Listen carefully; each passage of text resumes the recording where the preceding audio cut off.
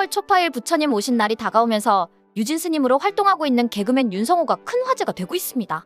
어제는 JTBC 뉴스룸에도 출연했고 밤 9시에는 조계사 앞에서 디제잉 공연까지 했습니다. 불교를 믿지 않는 사람들도 유진 스님 공연을 보겠다고 몰려드는 바람에 인산인해를 이루었다고 합니다. 실제 개그맨 윤성호의 등장에 종로 거리가 뜨거운 현장이 되었고 여기저기에서 부처 연습을 하면서 손을 흔들며 공연을 즐겼습니다. 극락도 락이다, 번뇌 멈춰 같은 구호를 함께 외치면서 EDM 음악을 틀어놓고 락 공연을 하는 분위기이기 때문입니다. 공연장에는 오전부터 젊은 커플부터 온라인 생방송을 하는 크리에이터들까지 모여서 유진 스님을 기다리고 있었습니다. 한국에 관광하러 온 외국 관광객들도 소문을 듣고 찾아왔습니다. 불교 국가뿐 아니라 서양인들도 생전 처음 보는 행사이다, 너무 재미있고 신기하다라는 반응을 보였습니다. 프랑스 관광객은 불교 신자가 아니라도 많은 사람들이 공연을 즐기고 있는 모습이 너무 판타스틱하다라며 놀라워했습니다. 이런 충격적인 락 공연을 직접 준비한 조계종도 크게 기뻐하면서 불교가 결국 사람들이 행복하기를 바라는 것이다, 유진 스님 덕분에 불교 교리에 대해 친숙함을 느끼게 된 것 같다, 앞으로도 이런 인기가 오래가도록 불교계가 더 노력할 것이라고 밝혔습니다. 실제 한국에서는 힙한 불교를 만드는 역할로 불교계의 절대적인 지지를 받고 있습니다.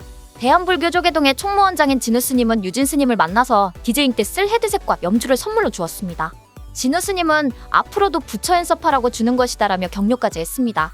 하지만 대만에서는 반응이 뜨거웠는데 말레이시아에서는 불경스럽다는 비난이 쏟아지고 있습니다.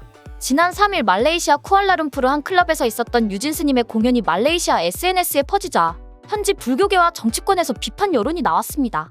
교통부 장관을 지낸 중국의 위카 시홍 의원은 공연이 너무 불편하다, 말레이시아 불교계가 화가 났다라는 반응을 보였습니다. 의원은 한국의 유진 스님 공연은 경건한 불교의 가르침에 대해 잘못된 인식을 심어주고 있다, 무슨 수를 써서라도 막아야 한다면서 유진 스님의 입국을 금지해달라고 내무부 장관에게 요청했습니다. 이후 말레이시아 불교 관련 단체들이 일제히 나서서 성명서와 시위를 하면서 결국 21일 말레이시아 공연은 취소되었습니다. 개그맨 윤성호는 어제 방송된 JTBC 뉴스룸에서 개인적인 생각을 솔직히 털어놓았습니다. 그는 그동안 힘든 시간을 보냈다, 일이 완전히 끊어지면서 나에게 왜 이런 힘든 시간이 온 것인지 받아들이기 힘들었다라고 밝혔습니다. 일을 하러 나갈 곳이 없었기 때문에 아침에 눈도 뜨기 싫었다며 미래가 안 보여 뭘 해야 할지 몰랐다라고 말했습니다. 그러다가 힘든 시기를 운동으로 극복하고 술과 담배를 멀리하면서 이겨냈다고 했습니다.